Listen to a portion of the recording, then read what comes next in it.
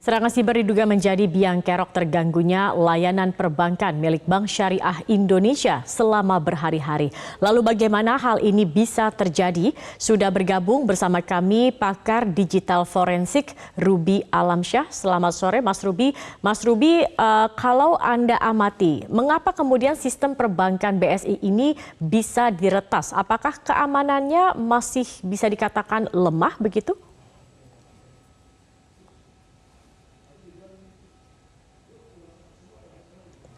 Mas Ruby, maaf sepertinya masih dalam mode mute. Boleh di-unmute terlebih dahulu.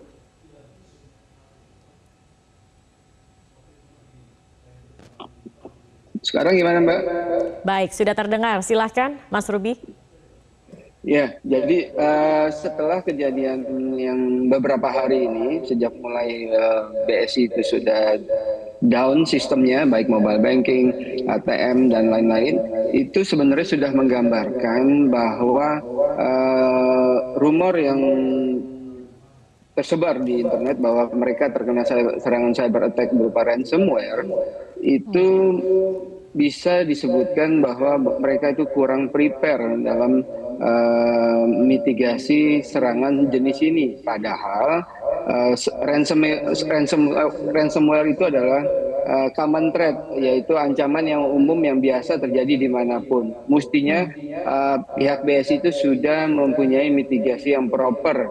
Kalau sistemnya proper, kalau teknologinya proper, dan juga kalau SDM-nya siap. Begitu juga standar operating procedure untuk melakukan mitigasi terhadap threat semacam ini. Karena ransomware itu adalah jenis serangan cyber attack yang sudah common dan mestinya sudah ada mitigasi yang sangat mature untuk mengatasi hal tersebut, dan mestinya sistem mereka itu tidak perlu down begitu lama sampai berhari-hari, sampai 3-4 hari kemarin. Baik.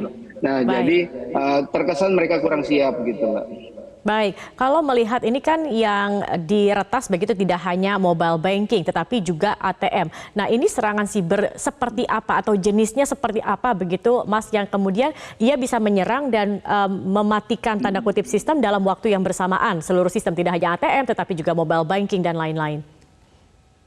Iya, jadi kalau yang terkena ransomware itu adalah software-software atau sistem-sistem utama mereka yang melayani aplikasi mobile, melayani jaringan ATM, itu otomatis baik itu jaringan ATM maupun aplikasi mobile itu tidak dapat mengakses, tidak dapat mendapatkan data dan hak untuk mengakses ke core banking dalamnya, sehingga sistem itu ya murni tidak bisa diakses. Seperti yang kita lihat error tampilan screenshot dari masyarakat, itu error yang muncul di awal adalah sebenarnya timeout.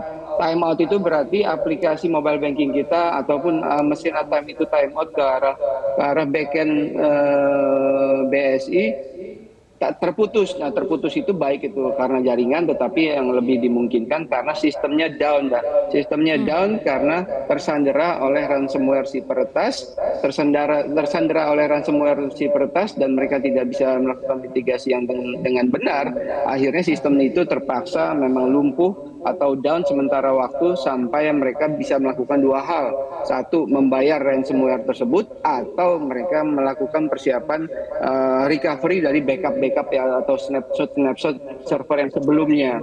Nah, sehingga jadi mestinya itu aja sih sesimpelnya. Jadi ada beberapa server yang kena ransomware, lalu aplikasi mobile maupun ATM itu akhirnya tidak bisa mengakses server yang dimaksud, sehingga sistem menjadi down untuk sementara. Baik, kalau kemarin dari pihak BSI, Dirut BSI mengatakan terkait dana ataupun juga data dari nasabah ini dijamin begitu keamanan. Tetapi dengan adanya serangan siber ini, seberapa rentan sebenarnya untuk kebocoran data nasabah ataupun juga dana dari nasabah itu sendiri, Mas Ruby? Baik. Jadi kalau serangan ransomware ini seperti dijelaskan tadi, dia hanya menyerang sisi yang terakses oleh user secara langsung, user interface ke pelanggan secara langsung. Tetapi kalau core banking ataupun data-data transaksi maupun saldo masyarakat itu adanya pusatnya ada di sistem core banking yang paling dalam, sistem yang paling dalam di perbankan, yang mana tuh sistemnya, operating sistemnya itu memang masih cukup aman dari serangan ransomware. Belum pernah terjadi ransomware di core bankingnya, sehingga data-data di belakang, data-data nasabah seperti saldo dan lain-lain itu masih aman kalau memang serangannya berupa ransomware. Jadi core banking itu biasanya nggak pernah terjadi, tidak pernah rusak ataupun tidak pernah terganggu karena serangan ransomware tadi. Baik, Mas Ruby, apa yang dialami BSI ini menjadi pembelajaran juga tentunya bagi bank-bank lain begitu. Nah, ini apa kemudian langkah yang harus dilakukan terkait dengan sistem keamanan, terutama untuk menghadapi ransomware itu sendiri? Baik, pertama ya memastikan sistem mereka itu utamanya sistem-sistem yang utama memberikan pelayanan ke nasabah itu harus dipastikan keamanannya benar-benar 100% terjamin, tidak ada vulnerability sedikit pun yang dapat digunakan oleh ransomware jenis apapun. Itu pertama. Kedua, tetapi tetap menyediakan mitigasi yang proper, standar operating procedure yang proper, sehingga bila terkena ransomware jenis apapun, walaupun itu merupakan ransomware terbaru yang decryption key-nya tidak ada, itu tetap si industri ini, perbankan ini harus tetap bisa merecover sistemnya lebih cepat daripada sebelumnya, daripada kejadian yang BSI ini.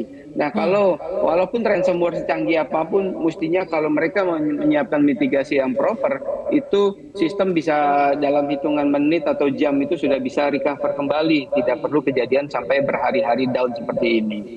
Baik, baik. Terima kasih banyak Mas Ruby Alamsyah, pakar digital forensik sudah bergabung bersama kami di Metro hari ini. Selamat sore Mas Ruby.